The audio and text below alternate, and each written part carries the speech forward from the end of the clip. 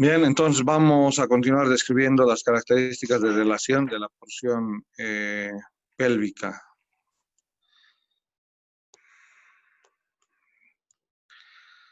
En relación a vejiga, ya hemos escrito la parte del varón, estamos por hablar de la parte de la relación en la vejiga femenina. Y yo reconozco este espacio, el número 1 representa mi fondo de saco vesicuterino, es la relación superior. Además que en la parte anterior también va a existir mi fosa supravesical. En la mujer también existe esto que representa la fosa supravesical. Ahí está la fosa supravesical. Bien, esa es la relación directa de vejiga. Ya está bien, Rivera, puede retirarse. A la parte posterior hay que describir un tabique que separa canal vaginal de la porción de vejiga, el vésico-vaginal, ¿no? Entonces aquí nosotros mencionamos este tabique vésico-vaginal y hacia la parte anterior e inferior mencionamos mi ligamento pubo-vesical. Lateralmente, de la misma manera, están los ligamentos laterales de la vejiga. Hay que recalcar que además de la fosa o fondo de saco vesicuterino, por encima de la vejiga está útero. Y no nos olvidaremos de esta parte anatómica. ¿Por qué? Porque cuando ustedes tengan una paciente mujer embarazada, la mujer embarazada les va a decir, pues doctor, he aumentado mi frecuencia de veces a la micción. Voy cada 5, 7 veces a orinar. ¿Por qué, doctor? ¿La orina está más oscura? No. ¿La orina está más olorosa? No. Entonces no hay infección urinaria, lo que les hace sospechar que su embarazo es el tamaño del útero en el embarazo presiona la vejiga, disminuyendo su capacidad. Por lo tanto, una mujer embarazada aumenta la frecuencia miccional. ¿Por qué? Porque ve disminuida la capacidad de albergar más cantidad de orina. En esto que representa la porción de vejiga, vamos a ver, acá tengo una imagen, hay que señalar en varones y en mujeres el sistema de irrigación. ¿Qué hemos dicho en la mujer para la vejiga?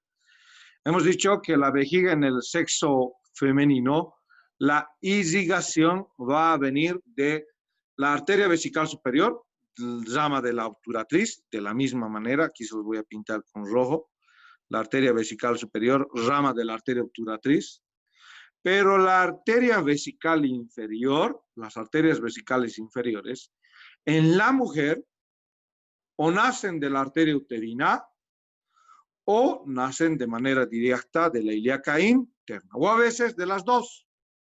Entonces, ¿qué para las mujeres? Que las vesicales inferiores o nacen de la arteria uterina o nacen de la ilíaca interna o tienen las dos arterias de irrigación. Muy bien, otras arterias que irrigan también vejiga, tanto en varón como en mujer, son la obturatriz, y la glútea inferior, que dan pequeñas ramitas para la vejiga. Entonces, mañana cuando pregunte, ustedes me dirán, ¿quién irriga la vejiga? Vesical superior, vesical inferior, obturatriz y glútea inferior. Y si les pregunto el origen de cada una de ellas, lo que acabo de explicar.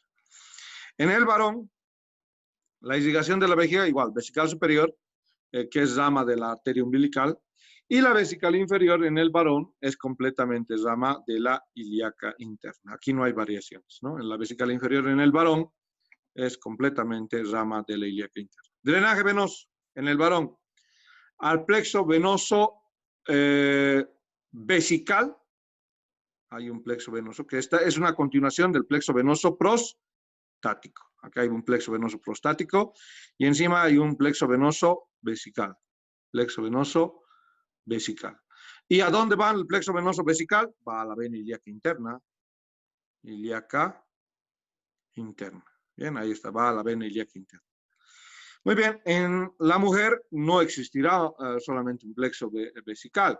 En la mujer lo que vamos a tener es el plexo útero vaginal. Entonces, el plexo venoso en el sexo femenino va a ser el plexo útero vaginal. Entonces ahí va a venir a drenar al plexo venoso útero vaginal.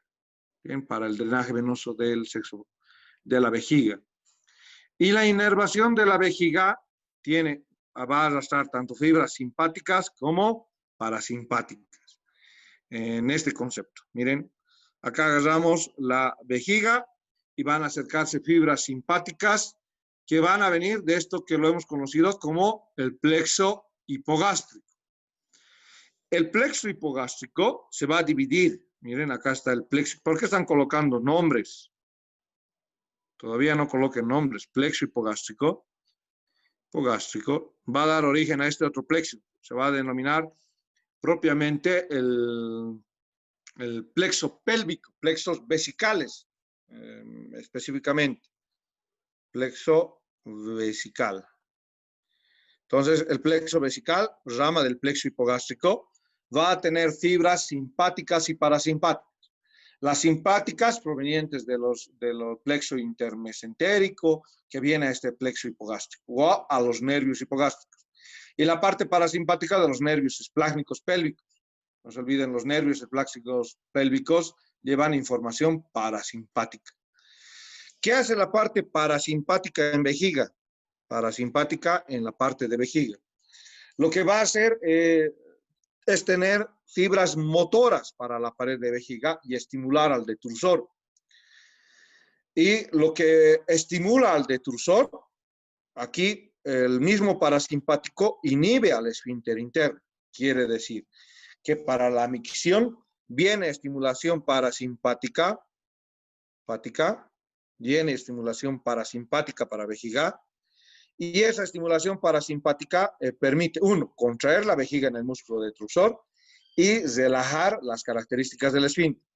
No puedo contraer sin relajar la puerta o sin abrir la puerta, ¿no? Entonces, no puedo hacer que mis estudiantes salgan del salón sin antes abrirles la puerta, ¿no?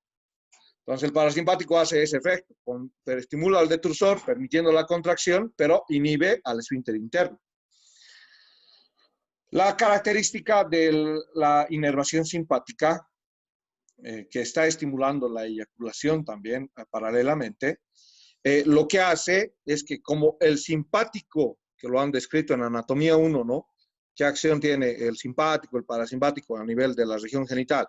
El simpático estimula la eyaculación, el parasimpático la erección, ¿no? Entonces el simpático, como está estimulando ese efecto, lo que va a hacer es contraer el esfínter interno de la uretra. ¿Por qué? Para evitar justamente que el semen vaya hacia la vejiga. Eso que hemos dicho como eyaculación retrógrada, ¿no? ¿Qué característica más en torno a la parte sensitiva? La vejiga duele la vejiga, cuando la mucosa misma está inflamada, cuando las paredes se distienden, porque todo músculo liso tiene una capacidad. Y si ustedes, a ver, aguántense más de los 350 ml, o alguien que se ha aguantado lo más que ha podido orinar, ¿qué ha sentido? Dolor, hay una molestia. Esa distensión es traducido como dolor. La distensión excesiva entonces de la vejiga lo que va a producir es dolor. Sus pacientes que tengan globo vesical lo que van a tener es dolor. Van a venir a la consulta, me duele, no van a poder ni pararse los pacientes. Entonces, estas fibras van a hacer su camino, van a llevar la información del dolor por la parte parasimpática a los nervios esplácnicos, ¿no? Sacros. Entonces, esa característica de transmisión del dolor lo hace a través de esta porción. Y no hay que olvidar otra cosa, que el peritoneo, que está recubriendo vejiga de color negro, por ejemplo, está recubriendo, también tiene inervación, por si acaso. Y esta cara superior de vejiga que está cubierta por peritoneo, también tiene fibras para el dolor. Y esas fibras, pero del peritoneo, siguen una línea simpática, ¿no? Entonces, ¿hemos entendido las dos fibras del dolor? La de la vejiga intrínseca son las parasimpáticas a través de los nervios esplácnicos sacros, ¿no? Pero, o esplácnicos pélvicos también se los dice. Pero la parte de la vejiga, la parte del techo, tiene peritoneo. ¿Y por dónde va la información del dolor de peritoneo? Va hacia las fibras simpáticas. Va a agarrar el plexo hipogástrico, intermesentérico a la porción de los mesentérico celíaco, celíaco a los nervios esplácnicos a la columna vertebral. Y van a transmitir a los nervios espinales torácicos inferiores el dolor. T11, L2, ¿no? Nervio imo, nervio esplácnico menor, que son los que generalmente tienden a proyectarse hasta este nivel. Entonces, se habrá entendido el dolor, porque mañana voy a decir cómo duele la vejiga, qué duele de la vejiga. El detrusor por el parasimpático, doctor, y la parte del peritoneo por la porción del simpático, doctor. Esa es la característica de respuesta que espero para el día de mañana. Bueno, luego de haber descrito la porción de vejiga en sus relaciones, localización, inervación y las características, vamos a hablar de la uretra. Tenemos la uretra masculina y la uretra femenina. Ya vamos a ir mencionando este concepto de la uretra masculina al describir que en el varón promedio, la uretra, no la estructura peniana, la uretra llega a medir desde el esfínter uretral interno, que es donde empieza, hasta esto que se llama el orificio meatal o el meato uretral externo, llega a medir entre 18 a 22 centímetros en el varón, promedio, ¿no? Promedio. Desde el cuello de la vejiga, esto que representa el esfínter en la parte interna, el esfínter interno, hasta el meato uretral externo. Llega a medir de 18 a 22 centímetros.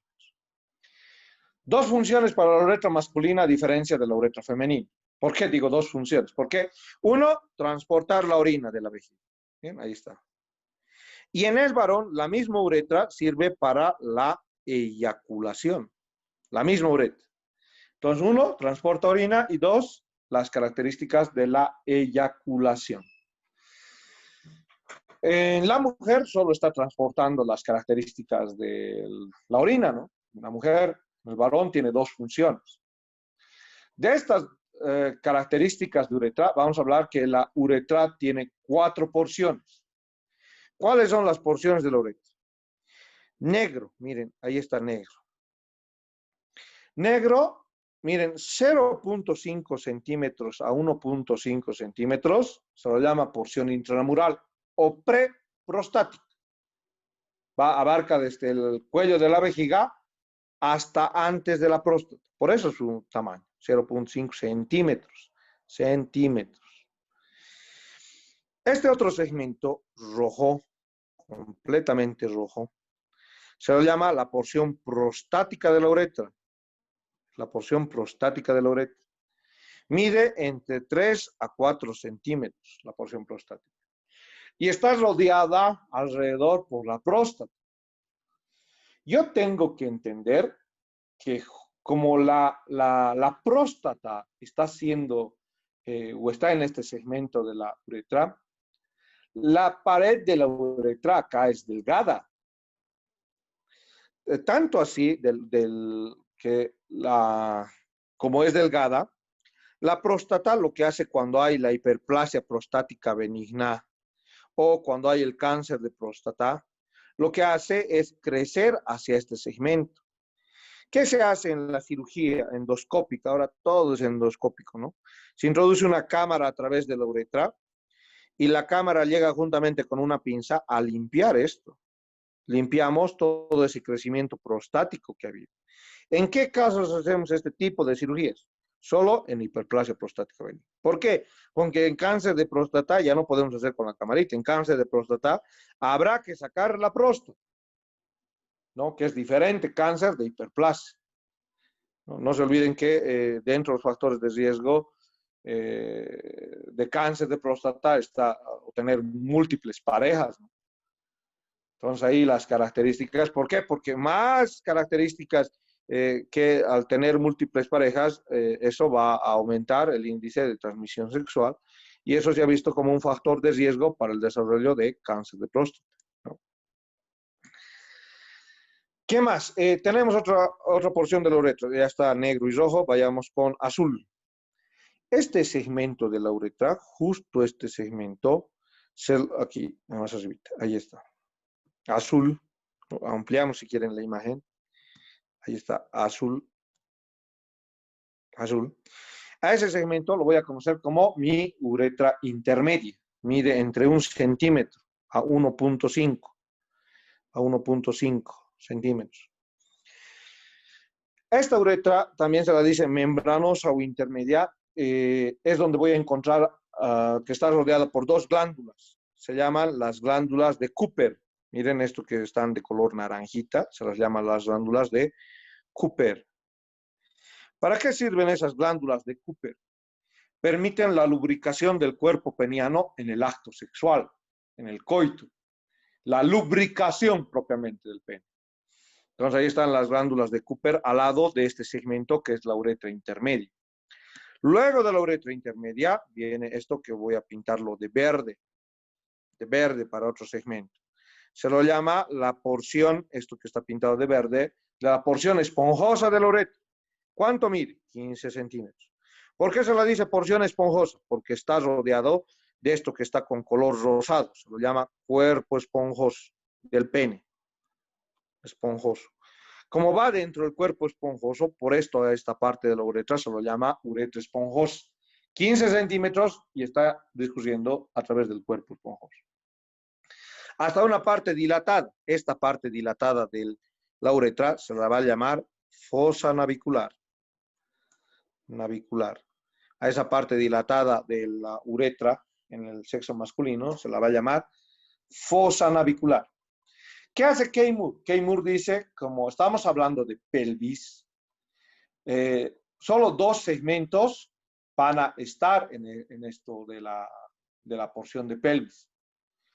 ¿Cuáles son los dos segmentos? Uno, la intramural y dos, la prostática. Porque la porción intermedia y la porción esponjosa estarán descritas en el concepto de perineo. ¿Bien? Pero nosotros nos hemos adelantado y ya hemos descrito los 4 segmentos. Si nosotros hablamos un poco más de la uretra prostática, vamos a ver esta imagen. Aquí está esta imagen. Ampliamos esta imagen y vamos a poner la uretra esponjosa en todo, la uretra, prostática en todo su esplendor. Ahí está, límite de rojo. ¿Y qué tenemos en la uretra prostática? Vamos a tener lo que representan el colículo seminal al medio. Todo esto que voy a marcar con la línea media, negro lo vamos a marcar, estará representando a lo que se lo llama como cresta uretral primero. Negro es lo que se llama la cresta uretral, un relieve a nivel de la uretra, cresta. La cresta se dilata y forma lo que se llama colículo seminal. Miren la cresta lo que va a formar. Esto que estoy marcando de rojo se lo llama colículo seminal. Esa dilatación se lo llama colículo seminal. Entonces tenemos de negro la cresta y esa dilatación al medio se lo va a llamar colículo seminal. Un orificio al medio se lo llama utrículo prostático. Aumentamos la imagen si quieren y al medio encontramos un orificio. Se lo llama utrículo prostático. A ambos lados del utrículo prostático están los orificios del conducto eyaculador, negro. A ambos lados, ahí están los orificios del conducto eyaculador. El conducto eyaculador. Entonces, este relieve que lo estoy llamando cresta uretral y la porción dilatada que le estoy llamando, la porción dilatada que lo he llamado colículo seminal, entonces, son una proyección de la mucosa uretral a la altura de la próstata. A ambos lados, miren, acá hay un montón de orificios, puntos negros. Son mis orificios de los conductillos prostáticos. ¿Recuerdan glándula mamaria, no? ¿Cómo era la glándula mamaria? La glándula mamaria tenía de 20 lóbulos, de 15 a 20 lóbulos, y cada lóbulo mamario tenía su conducto galactóforo, o lactífero, si quieren.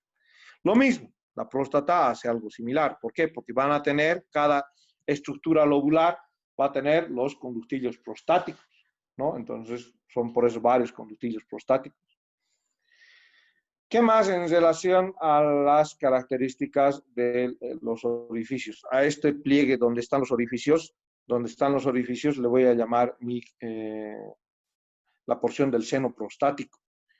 Entonces, donde están estos orificios, a ambos lados, derecha e izquierda, lo voy a llamar mis senos prostáticos. Bien, eso a gran detalle de lo que es la uretra masculina. Si nosotros vamos y lo que describe Keimur es señalar a la uretra femenina. ¿Qué hablamos de la uretra femenina? Mide 4 centímetros de longitud apenas. 4 centímetros de longitud. Ustedes ingresan despejando labios mayores a lo que es la parte de la vulva femenina y en el orden de superior a abajo. Entonces tenemos la región clitoriana, luego de clítoris el meato uretral externo y luego recién el vestíbulo vaginal.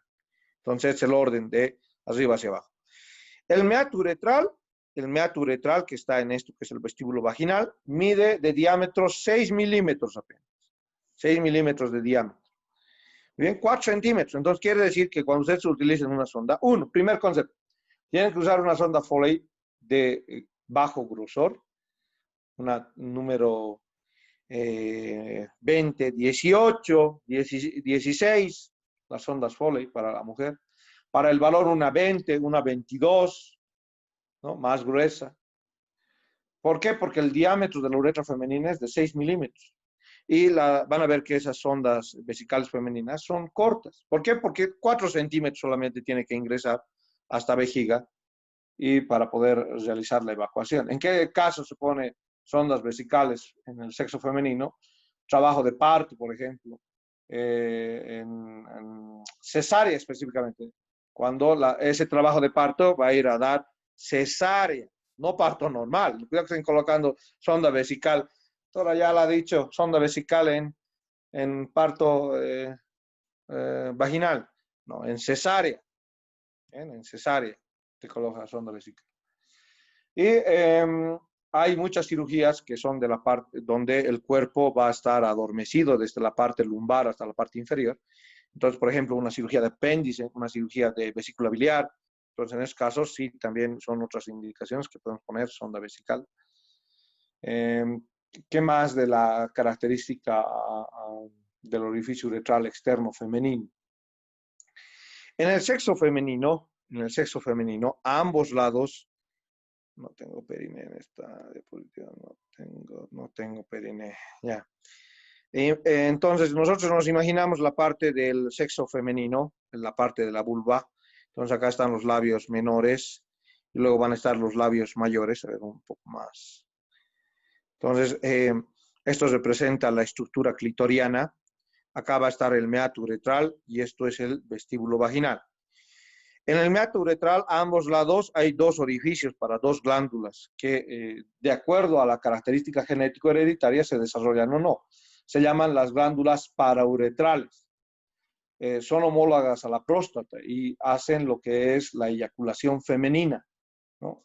Entonces, a ambos lados, estos puntos de rojo están representando estas glándulas parauretrales. Repito y recalco. Cuando depende de las características genético-hereditarias para que éstas sean más desarrolladas y den una mayor cantidad de secreción en la eyaculación femenina. Lo mismo que el desarrollo de la próstata en el varón. Si hay mayor desarrollo de próstata y vesículo seminal, de esos va a depender la cantidad de líquido seminal que el varón produzca, ¿no? Entonces, ¿qué más en relación a la uretra femenina? Ahí están algunos detalles anatómicos. Vayamos a la vascularización de la uretra masculina primero. En este segmento que hemos descrito prostático e intramural, recibe ramas de la arteria prostática, rama de la vesical inferior, hemos dicho, ¿no? Hace un momento describíamos las ramas, las arterias, y hemos dicho las prostáticas son ramas de la vesical inferior en el varón. Y recibe algunas ramas también de la rectal media. ¿Por qué de la rectal media? Por su relación. Miren cómo está relacionado próstata, levemente separada del recto. Entonces ahí viene la arteria rectal media y deja irrigación para próstata. ¿Quién drena esta uretra, porción prostática intramural? El plexo venoso prostático para el drenaje venoso. ¿Quién inerva a la porción de la uretra masculina en este segmento? El plexo nervioso prostático. Plexo nervioso prostático. ¿Qué es rama? El prostático, por si acaso, es rama del plexo vesical, que lo acabamos de ver. ¿Y el vesical de quién es rama? Es rama del plexo hipogástrico. Entonces, el hipogástrico, que tiene simpático y parasimpático, va a dar origen al plexo vesical. Nervioso estamos hablando. Y el plexo vesical va a dar origen al plexo nervioso prostático. Y ahí la inervación parasimpática y simpática. En el sexo femenino, acá también, ahí está la característica, miren, del canal vaginal, acá está la porción del meato uretral externo, y esto es clítoris. Clítoris, en ese orden, ¿no? Muy bien, nosotros hablamos de la vascularización de la uretra femenina por ramas de la pudende interna y ramas de la vaginal. La pudende interna, ¿por qué? Porque va a dirigirse a este segmento, esta es la pudende interna, y otras ramitas que son consideradas como ramas de la vaginal. Y no se olviden que de la vaginal muchas veces sale la vesical inferior, entonces ahí está la irrigación de uretra femenina, pudende interna, vaginal y a veces vesical inferior. ¿Quién da la inervación? El mismo plexo nervioso vesical. En el varón hay uno prostático, pero en la mujer no. ¿Por qué? Ahí está vejiga. Entonces, de manera directa, el plexo nervioso vesical. No hay más vueltas que dar. El plexo nervioso vesical en el sexo femenino. Bien, ¿qué más en torno? Acá podemos ver algunas de las ramitas de las arterias en próstata. Miren, acá de color azul justamente está el plexo venoso prostático y están también las arterias prostáticas. Bien, eso podemos reconocer. Podemos reconocer a las arterias vesicales, ahí están las arterias vesicales, y el plexo venoso que se forma, el plexo venoso vesical, como una continuación del plexo venoso prostático. En caso del drenaje linfático, miren, de vejiga va hacia los ilíacos comunes, estos son IC, ilíacos comunes, van hacia los ilíacos internos, I, van hacia los de azul, son mis ilíacos externos, así como la vejiga se dirige a estos segmentos, la uretra, el segmento uretral, en la parte proximal también termina en los ilíacos internos, del segmento proximal de la uretra. Y además, pero de la parte de los ilíacos internos, no hay que mencionar, no hay que olvidar que van hacia los inguinales profundos, que son estos de azul, y a estos de rojo, que son mis inguinales superficiales. A los dos, superficiales y profundos. Entonces, por eso les decía, cuando hay una ITS, infección de transmisión sexual, varón-mujer, en el varón, ¿cuál es la diferencia? De que las ITS, las infecciones de gonorrea, sífilis, chancro, clamidia, se almacenan en la uretra y la secreción viene desde la uretra en el varón. Cosa que cuando el paciente venga con molestias uretrales, una de las cosas que tienen que pensar, ya les he dicho que sean cuidadosos, es decir que puede ser infección, puede tener una infección, no le dicen de qué tipo. Peor todavía si viene su esposa, no se trata de ocultar aquí que las características, solo se trata de ser cauto con lo que van a decir. Y cuando se tenga que decir, cuando todo se tenga corroborado, perfecto, son pareja. Y el tratamiento de la ITS se tiene que hacer en pareja. Mínimo los dos están contagiados, entonces. Ahí se hace el tratamiento en el varón y en la mujer, ¿no? Por si hacemos en un solo, si hacemos el tratamiento en la esposa y el varón sigue, entonces, reinfección, ¿no? Y donde, por eso repito, en el varón, en la uretra. En la mujer, las infecciones de transmisión sexual están en el canal vaginal. Es una gran diferencia. Por eso ahí les hacemos Papá Nicolau y en el histopatológico del Papá Nicolau puede salir distintas infecciones como hongos, bacterias, hasta parásitos, ¿no? Hay tricomonas vaginales, ¿no? En torno, todas las características de higiene también, de ambos sexos. ¿Y quién da la inervación a las, ya hemos dicho, la inervación de los nódulos linfáticos? ¿Quién drena? Estamos en nódulos. ¿Dónde van los nódulos linfáticos del segmento uretral femenino y masculino? Ambos van a los nódulos inguinales profundos y a los superficiales. Otro segmento en la característica acá, miren, esto, así es como se coloca una sonda Foley. Esta es la sonda Foley. ¿Por qué tiene dos tubitos? Un tubito permite la salida de orina y por otro tubito hago dos mecanismos. O introduzco agua o introduzco aire con una jeringa de 10 ml. ¿Para qué? Para que se inflame este globito. ¿Y para qué sirve ese globito? Para que la sonda no se salga. Y miren, pero además va a tener un orificio esa sonda Foley. ¿Para qué sirve ese orificio? Para que obviamente la orina salga por ese orificio. Cuando así amerita, la orina, tanto en varones como en mujeres, va a salir, ¿no? Por ese orificio. Otro procedimiento invasivo es esto. Se llama la punción vesical.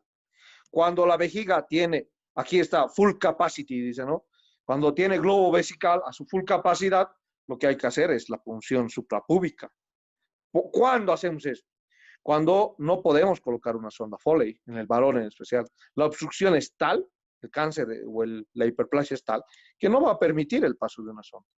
Entonces, en esos casos, punción vesical, punción suprapúbica. Bien, vayan colocando nombre y grupo, nombre y grupo, nombre y grupo. En lo que nos queda, vayan colocando nombre y grupo, nombre y grupo, nombre y grupo, nombre y grupo. En lo que nos queda, vayan colocando nombre y grupo, nombre y grupo, nombre y grupo. Vayan colocando nombre y grupo en lo que nos queda. Nombre y grupo, nombre y grupo. Preocúpense de eso. Nombre y grupo, nombre y grupo. Nombre y grupo para este segmento. Nombre y grupo, nombre y grupo. Nombre y grupo, nombre y grupo. Vamos a avanzar hasta la parte de recto. A ver qué más tenemos en esta porción. Recto. Y ahí terminamos. Acabamos con recto. Y si no acabamos y el tiempo del Zoom nos gana, mañana acabo de explicar un poquito más de recto y recién empiezo la ronda de evaluación. Luego de estas vísceras pélvicas voy a hablar de reproductor masculino y reproductor femenino. Y eso ya lo voy a hablar en la parte de periné. Un poquito más de las vísceras pélvicas acabando recto, voy a hablar de útero, que amerita una descripción aparte. Y también voy a hablar de lo que corresponde a próstata, vesículas seminales, antes de ingresar a periné. Repito y recalco, su examen es hasta periné. El día miércoles de la próxima clase, de la próxima semana, que es su examen práctico, ya tendríamos que llegar completamente a periné. ¿Bien? Para que a su parcial escrito y teórico todo esté hasta periné. El recto no es tan recto. Eso es lo que hay que mencionar para describir primeramente recto. ¿Por qué las características de que el recto no es tan recto? Entonces, ¿por qué le han puesto recto? Algo que no es recto. Las primeras descripciones anatómicas de esta estructura hacían una mención superficial. En esas menciones superficiales y no a exploración profunda, ha surgido a diferencia del tubo, de los otros tubos del intestino grueso, colon ascendente, transverso, o la porción comparación con yeyuno e ilión, y han visto que después de la flexura rectosigmoidea, lo que hacía el recto era dirigirse de manera vertical. Como hacía ese trayecto vertical, entonces lo han mencionado como la denominación de recto. Desde S3, comienza desde la altura del sacro al nivel S3, hasta esto es la altura de la unión recto-sigmoidea. Y va y se continúa con la porción del conducto anal. Va hasta lo que va a ser la unión ano-rectal, al canal anal. Eso está a la altura del vértice del coxis. Entonces, a la altura del vértice del coxis, nosotros hablamos en una línea oblicua. A ver, trazaremos de manera correcta esta línea oblicua. En una línea oblicua, hasta ahí. Esto va a representar la unión con el conducto anal. Y esto es justamente la unión ano-rectal, se lo llama. Esta es la unión ano-rectal. ¿Por qué les digo que el recto no es tan recto? Si lo veo de manera anterior incluso, acá, de manera anterior, puedo ver que el recto va a tener dos, esta es la unión recto-sigmoidea, ahí está rojo, la unión recto-sigmoidea, esa es la unión recto-sigmoidea. Y lo que va a hacer el recto después de su inicio a nivel de S3 es tener la forma de una S. Miren, tiene la forma de una S. Recto va a tener la forma de una S. Bien, ahí están las características de recto. ¿Por qué la forma de esta S para recto? Porque va a describir dos flexuras. Una flexura va a estar a la porción del segmento sacro, a la altura del recto, de la porción sacra, esta primera flexura que vemos acá, miren, círculo negro para la primera flexura, círculo rojo para la segunda flexura, va a tener lugar al nivel de la porción sacra. Y como tiene lugar a la porción sacra, estas se llaman flexuras laterales. En el segmento, porque posterior al recto está sacro. Por eso la